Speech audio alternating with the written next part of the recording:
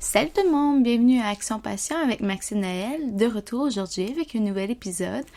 En fait, sujet du jour, nous allons parler de la visualisation. Donc, j'ai récemment fait le post sur mon Instagram pour savoir est-ce qu'il y en a d'entre vous qui connaissaient la visualisation, qui utilisent cet outil-là dans la vie de tous les jours, ou soit dans son sport, ou peu importe le contexte. Et en majorité, je vois que les gens connaissent ça. On s'entend que c'est un sujet assez populaire, on en entend souvent parler, mais en même temps, c'est pas tout le monde qui l'utilise à son plein potentiel. On va dire ça comme ça, parce que ça peut vraiment être utilisé at large, autant au niveau du sport que dans la vie de tous les jours. Fait que je sais pas si vous avez déjà pensé à utiliser la visualisation pour obtenir ce que vous voulez dans la vie, soit au niveau de vos buts, de vos objectifs, de vos rêves dans la vie. Bien, la visualisation, ça sert aussi à ça, à s'imaginer où est-ce qu'on se voit peut-être dans quelques années, obtenir l'emploi, la carrière qu'on cherche, ou tout simplement faire un voyage de rêve, rencontrer la personne avec qui on va vouloir passer sa vie. Ça, c'est vraiment, encore une fois, des gros sujets, mais la visualisation, c'est vraiment pour se voir, s'imaginer dans un futur rapproché, obtenir ce que l'on veut vraiment. Puis souvent, on l'associe avec le sport, parce qu'en psychologie sportive, c'est vraiment un sujet très, très, très populaire. On l'utilise pour soit revoir des mouvements, des techniques, pour s'assurer qu'on est capable de les maîtriser correctement. Comme moi, personnellement, c'est comme ça que j'ai été introduite à la visualisation en repratiquant des mouvements, soit des coups de pied, des coups de poing, des techniques de frappe, parce que moi, je fais des arts martiaux, je fais du taekwondo, donc soit j'essaie de revoir une forme en fait, c'est un peu comme une chorégraphie, c'est un combat imaginaire qu'on fait seul, donc c'est des attaques, des contre-attaques, des techniques de défense que l'on fait, ça peut être un ensemble de 72 mouvements, un à la suite de l'autre, en différents rythmes et différents points à retenir, donc ça fait beaucoup de choses à se souvenir, et c'est pourquoi lorsque j'ai décidé d'utiliser la visualisation, je refaisais un petit film dans ma tête de toutes les formes que je connaissais. Fait comme ça, c'est une façon de pratiquer sans suer, on va dire ça comme ça. On utilise quand même notre corps, on utilise nos sensations, nos émotions à travers la pratique, mais tout ça se fait dans notre imagination, dans notre tête. Donc aujourd'hui, je veux un peu qu'on discute de ça. Je vais vous parler, moi, personnellement, comment j'ai incorporé ça dans ma vie de tous les jours, autant pour le sport que pour ma vie en général, et comment vous aussi, peut-être, pourriez l'utiliser à votre propre escient. Donc, premièrement, au niveau du sport, comme je l'ai mentionné, moi, je l'ai surtout utilisé pour repratiquer certains mouvements au niveau des formes, mais aussi pendant les combats. Au niveau des combats, ce qui était intéressant, c'est que j'étais capable de m'imaginer combattre avec un adversaire particulier et m'adapter à toutes les situations possibles. Donc, si la personne, par exemple, est gauchère, droitière, si la personne fait une telle technique de coup de pied précisément, qu'est-ce que je veux faire pour bien répliquer? Ça va être quoi ma stratégie contre cette personne-là? Si je me retrouve dans le coin du plateau, comment je peux bien me déplacer? Bref, j'étais capable de voir toutes les stratégies possibles, toutes les façons de faire si je me retrouvais dans le trouble, et pour me démontrer en même temps que je connaissais toutes les réponses possibles. Donc, en même temps, on peut utiliser la visualisation pour ça dans le sport, trouver toutes les options possibles, voir toutes les alternatives qu'il pourrait y avoir dans une même situation. Donc, moi, je l'ai utilisé pour le taekwondo dans les combats parce qu'on s'entend comparativement aux formes. Les formes, c'est de quoi de déjà préfait. Donc, il faut juste que tu fasses les mouvements comme ils sont supposés d'être dans ta forme, et le meilleur des deux qui font une belle démonstration gagne.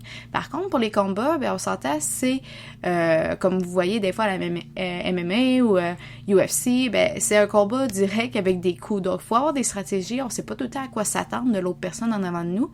Donc, c'est super important d'être prêt, d'être préparé mentalement à toutes les possibilités, à tout ce qui pourrait peut-être arriver.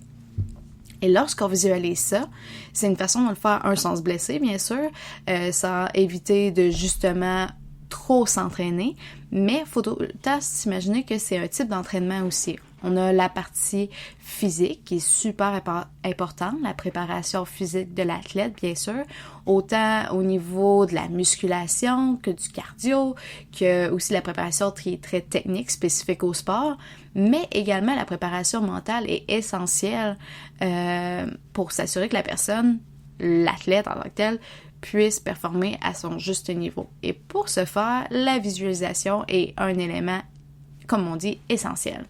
Donc, comment vous, est-ce que vous pourriez intégrer ça dans votre vie? Premièrement, si vous êtes un athlète, on vient de s'en parler, vous pouvez l'utiliser pour n'importe quelle technique, séquence de techniques dès le début. Donc, si vous êtes par exemple un danseur, vous pouvez le pratiquer avec un style de danse. Si vous êtes de la danse sociale par exemple, pratiquez-le sur un style de danse. Ou si vous venez de pratiquer dans un entraînement une technique particulière, un nouveau pas ou quelque chose comme ça, et vous voulez être sûr de bien l'intégrer, de bien le maîtriser à la longue, bien, prenez un temps pour vous asseoir, fermer les yeux et vous remettre dans l'environnement et refaire exactement le pas que vous venez d'apprendre. Comme ça, vous retravaillez, c'est comme si vous feriez une autre pratique, mais cette fois-ci dans votre tête. Mais ça va avoir le même effet à long terme. C'est comme si vous auriez pratiqué encore des minutes et des heures accumulées, mais sans le faire nécessairement dans la réalité même. Physiquement parlant, on va dire ça comme ça. Parce que ce qui va être important lorsqu'on visualise, il y a plusieurs étapes. Premièrement, il faut trouver le lieu et le moment idéal. On peut pas le faire nécessairement partout. Il faut juste être à un endroit qu'on va se sentir à l'aise, un endroit qui est peut-être plus calme que trop bruyant, parce qu'on va avoir de la misère à se concentrer sur ce qu'on a à faire.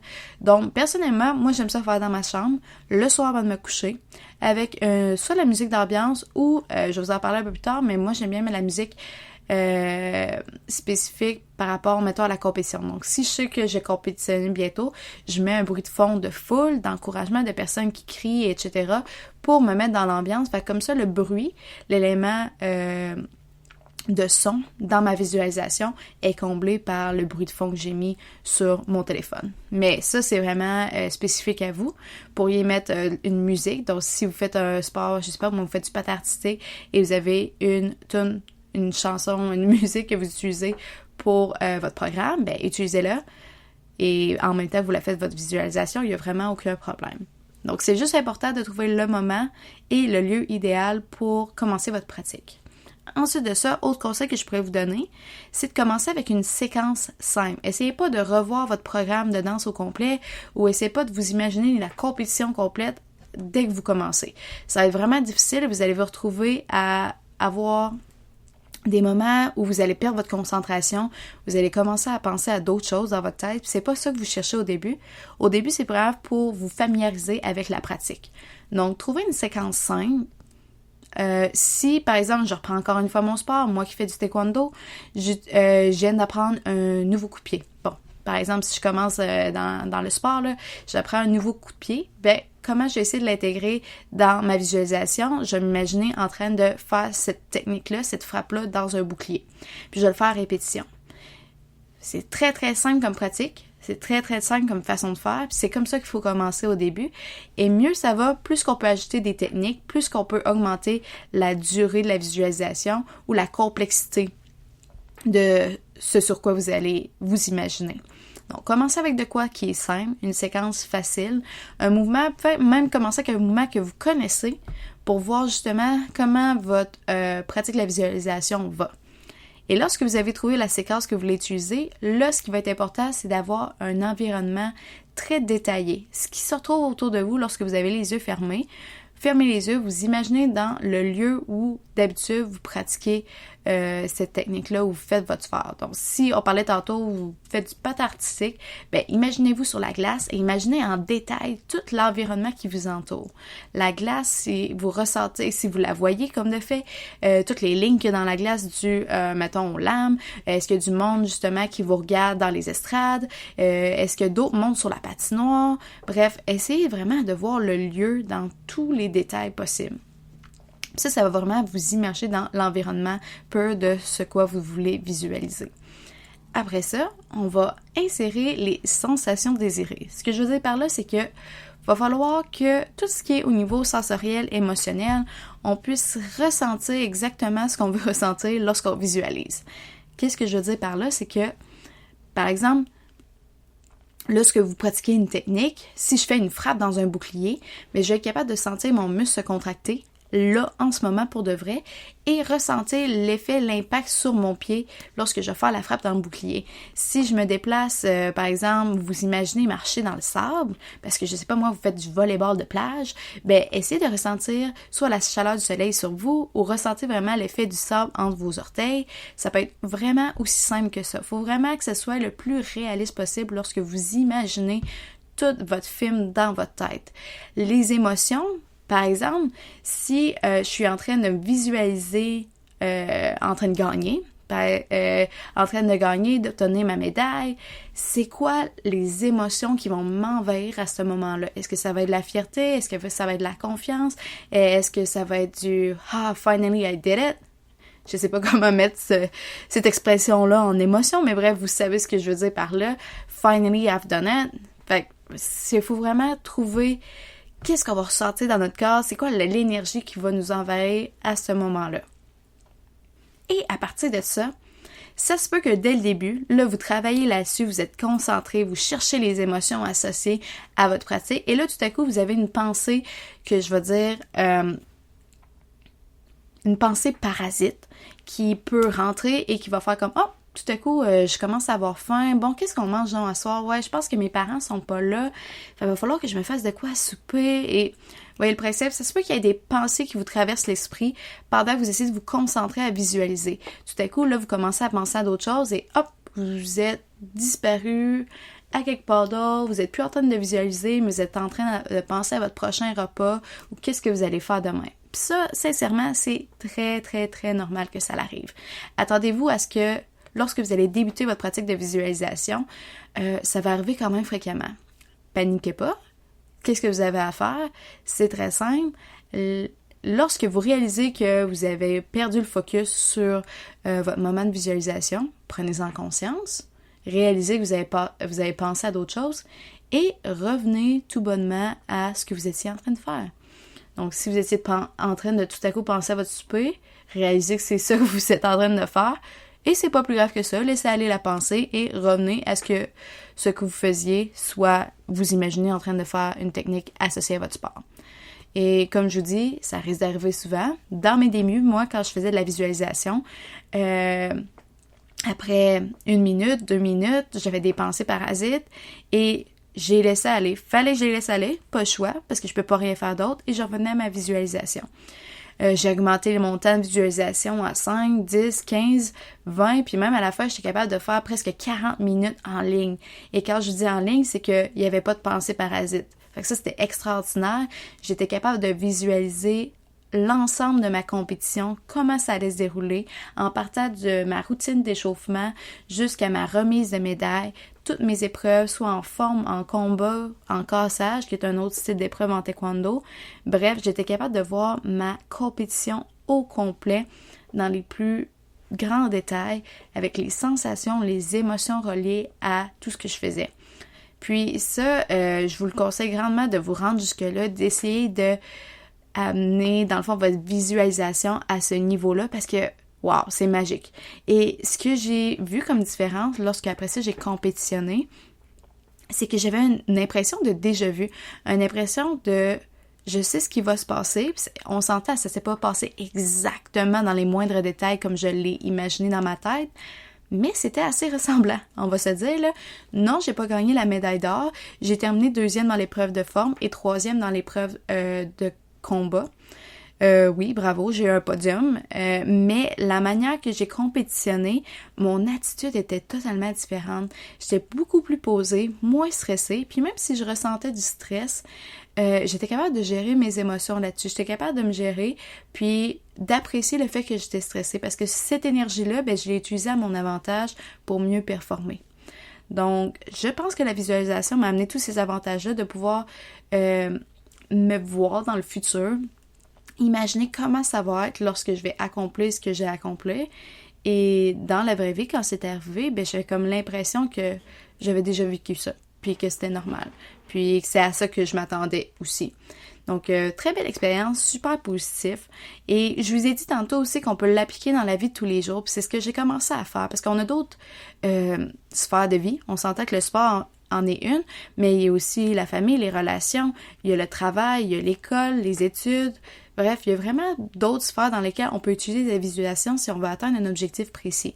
Si par exemple, au niveau de la carrière, soit vous avez changé de job, soit vous aspirez à devenir, je sais pas moi, dentiste ou quoi que ce soit, puis là en ce moment vous étudiez pour devenir dentiste, ben vous pouvez faire des séances de visualisation pour voir comment, à quoi vous allez ressembler lorsque vous allez être dentiste, où est-ce que vous allez travailler, à quoi va ressembler votre clinique, comment vous allez vous sentir quand vous allez commencer vraiment votre première journée de travail, quand vous allez avoir votre lettre d'acceptation pour justement rentrer à l'école dans ce programme-là. Bref, tous les à côté pour justement vous mettre dans le feeling, vous mettre dans l'émotion de ressentir que vous avez besoin pour accomplir ça.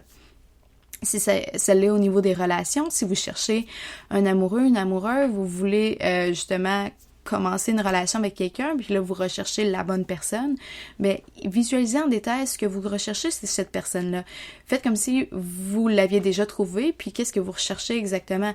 On s'entend, ça va pas juste aller avec le détail physique, mais tout ce que la personne, vous voulez qu'elle vous fasse ressentir, vous voulez être en confiance avec cette personne-là, vous voulez être capable de vous ouvrir à elle, vous voulez être capable de communiquer avec elle, puis avoir du fun, que ce soit drôle. Donc, toutes ces sensations-là, émotions, ça doit être présent dans votre visualisation. Donc, si je fais un recap, un retour sur ce que j'ai dit dès le début, assurez-vous que si vous commencez la pratique de la visualisation, que vous trouvez le lieu et le moment idéal pour ça.